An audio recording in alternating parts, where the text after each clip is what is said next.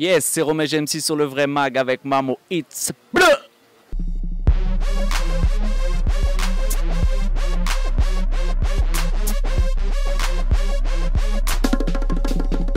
Romej MC, aka l'oiseau migrateur. Je suis artiste, chanteur, toaster, rappeur. J'évolue sur le hip-hop, le reggae, ça dépend. Mais avant tout, j'écris, songwriter. Le rap sénégalais, c'est foisonnant, dynamique. C'est très jeune, enfin c'est très jeune. Moi je trouve qu'il y a énormément de jeunes qui font... Tous les jeunes font du rap, ici, j'ai l'impression. Du coup il y a beaucoup de talent. Je trouve que techniquement ils sont très forts. Après je maîtrise pas encore assez le wall-off pour bien comprendre les punchlines et tout. Mais techniquement moi je trouve que c'est énorme ce qui se passe ici. Après il y a des groupes qui je trouve amènent du plus de consistance, que ce soit musicalement, vraiment dans la recherche musicale. Bon, moi je suis fan des Daraji, mais bon ça c'est comme tout le monde ici. Je pense à Alienzik aussi, tous ces gens ces groupes qui sont nombreux et qui utilisent tout le panel qu'ils ont pour créer quelque chose de nouveau. Voilà, Alienzik, on pense à des titres qui sont presque rock, des titres enfin, des choses qui bougent, quoi, qui cherchent un peu partout. Là, il y a des potes là, qui fêtent leurs 18 ans, qui s'appellent Attente Rap. C'est aussi une partie du rap sénégalais, des gens qui essayent maintenant de tout jouer en acoustique. Donc ça, je trouve que c'est un effort qui est génial ici, parce que ça peut mener beaucoup plus loin. Voilà, sinon, comment ne pas nommer les Skillas, quoi, pour moi, qui sont des gars qui évoluent en wolof, en créole, en français, en anglais, et qui ont un style musical qui va chercher sur des influences anglaises, des influences américaines, des influences... là, un des derniers titres de Manel, c'est carrément ses influences casamançaises. Donc, c'est des gens qui cherchent, quoi, qui se torturent la tête, qui sont des chercheurs en musique avant d'être seulement des rappeurs. Donc, moi, je trouve que pour un fan de rap, bon, le Sénégal, c'est la mine d'or. Il y a de tout, quoi. Il y a de tout. Après, je regrette un peu, surtout au niveau de la jeunesse, comme il y a tellement de gens qui le font, que des fois les choses ne sont pas assez digérées ou travaillées avant que ça soit sorti. C'est-à-dire qu'il y a beaucoup de gens qui sortent et puis les sons se ressemblent tous. Bon, après c'est une nouvelle époque. Moi, à mon époque, le premier son que tu enregistrais, si tu enregistrais, c'était sur une cassette avec un micro tout pété. Bon, en fait, le premier son que tu écris, tu ne l'enregistrais pas. La première fois que tu allais dans un vrai studio, c'était pas ton premier son. Tu avais fait beaucoup de sons, tu avais fait des scènes, tu avais fait des choses. Donc tu étais déjà un peu aguerri avant de rentrer dans un studio. Aujourd'hui, avec tout le matériel qu'on a écrit 3 lignes, on fait c'est bon, je rentre en studio, c'est bon, je tourne un clip, c'est bon. Et du coup, voilà. Des fois, mais ça, c'est pas propre au Sénégal, hein, c'est le rap en général, même en France, c'est pareil. Un petit de 13 ans, il sort un son, et puis voilà. Donc voilà, des fois, ça prend la place médiatique, je trouve, beaucoup de place médiatique, alors qu'il y a des choses qui sont plus travaillées, plus intéressantes, qui sont mis de côté par rapport à toute cette masse. Bon, déjà dans la question, sur le morceau 7 minutes contre le CFA, c'est pas forcément une action politique, c'est une action citoyenne.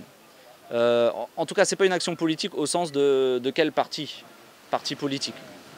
C'est au sens politique, philosophique du terme, c'est-à-dire s'engager dans la vie de la cité, de la ville, quoi. Et donc ouais, c'est une action citoyenne parce qu'il y a une injustice qui se passe. Il faut remettre ça en cause et puis il faut mettre ça en avant. La musique, c'est un vecteur pour parler à la population, pour parler aux gens, pour parler aux plus jeunes souvent. Donc utilisons ce vecteur-là pour sensibiliser. Et après, les gens ils vont chercher eux-mêmes, c'est à eux aussi de développer leur esprit critique pour se faire une idée sur différentes opinions. Je ne ferai pas de la musique politique au sens je défends tel homme politicien ou tel homme politicien. Certains l'ont fait dans certains pays. Je trouve que justement, au contraire, la musique doit se dissocier de ça. Elle peut travailler l'esprit critique des gens, les aider à réfléchir, les aider à prendre position, mais se mettre derrière un parti, bon, non, en tout cas pas pour moi. Le hip-hop et le reggae music, c'est pas fait pour ça. C'est fait pour revendiquer, c'est fait pour un combat social, mais politique au sens du terme, parti politique, le jeu politique. J'adore le lard. Le Thiebou Diène, c'est l'incontournable, on est d'accord. Je suis un fan du Thiebou Guinard et le Mafé Guinard aussi là. Ça c'est magnifique avec de la patate douce, ça là c'est bon quoi.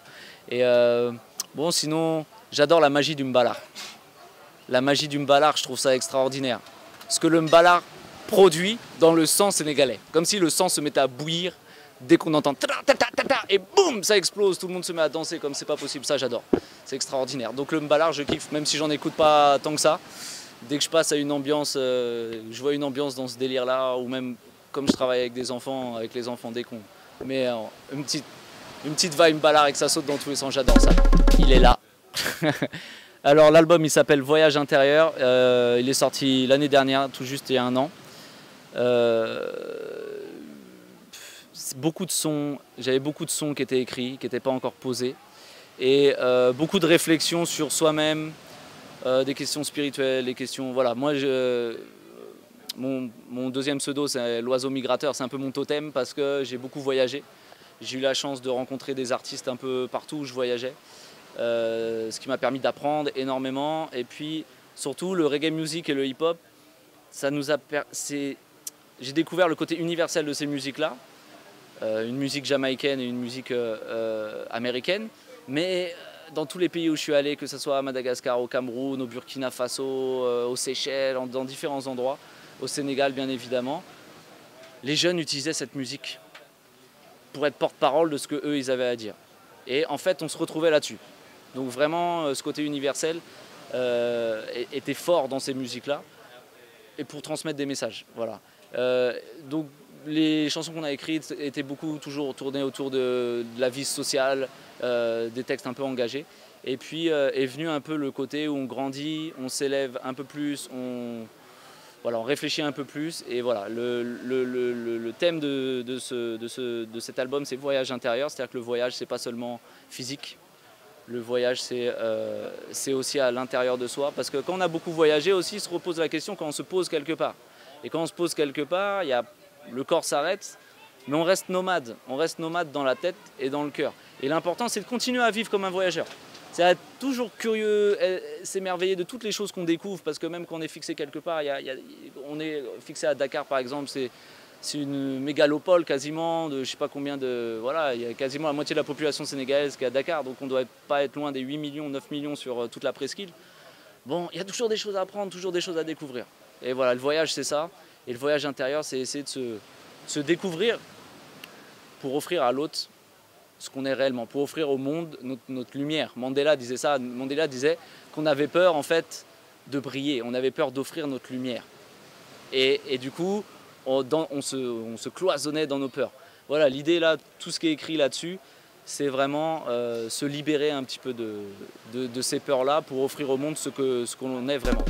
Là, cette année, essayer de sortir des singles simplement parce que j'ai pas le temps de faire autre chose. Et ces singles-là, essayer de vraiment les travailler pour que musicalement, ils me plaisent d'abord à moi le maximum et que l'écriture soit juste. Voilà, moi je peux mettre beaucoup de temps sur un texte parce que je veux que ça sonne juste, que les mots soient bien choisis, etc. Essayer de faire de la vidéo, même si aujourd'hui on a l'air que on peut voir de la vidéo partout, donc on imagine que c'est simple, c'est pas si simple.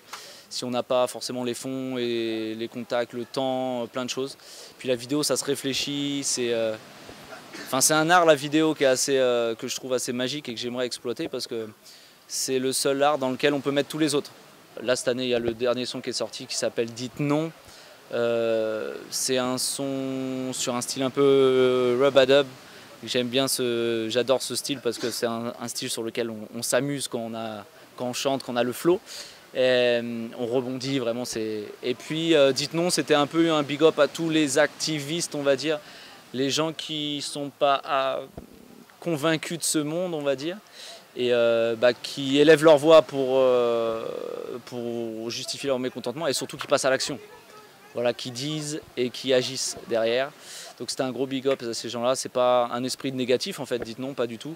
C'est élever sa voix, c'est le premier des combats. Voilà, élever sa voix, on refuse d'abord une chose et pour que tout le monde sache que ça ne nous convient pas et après on propose. Et après on passe à l'action.